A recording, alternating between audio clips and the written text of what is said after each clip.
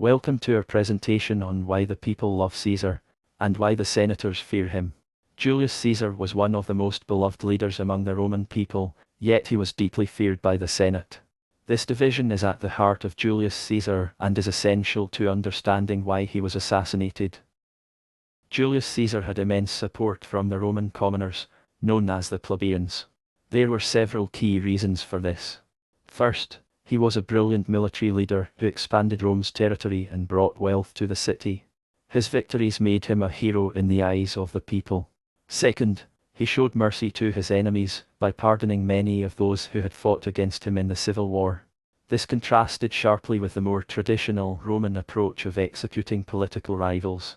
Third, he enacted policies that directly helped the lower classes, such as granting land to veterans and cancelling debts.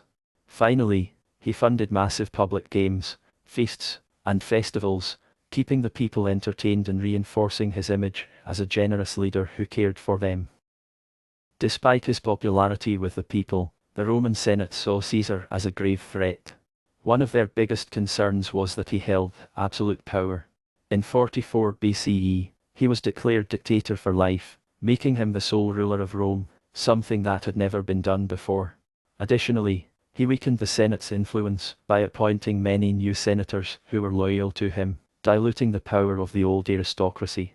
Many senators feared that he wanted to declare himself king, which was an unthinkable prospect in Rome, where kingship had been abolished centuries earlier.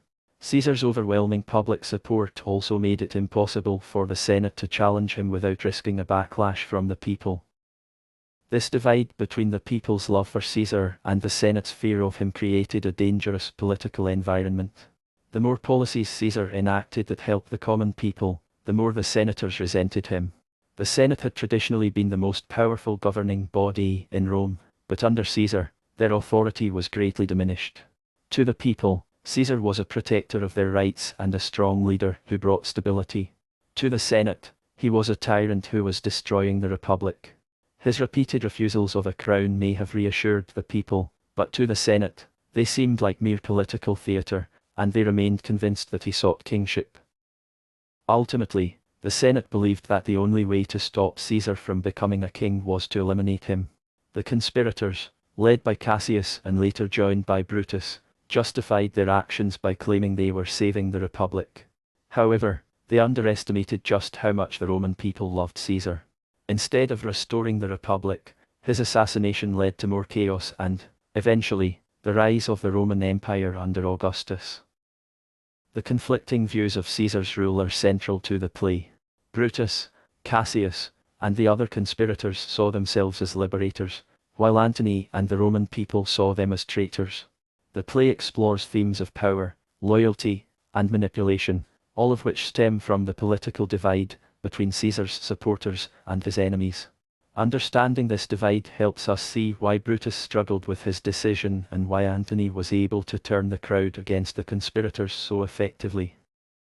Thank you for following along with this presentation.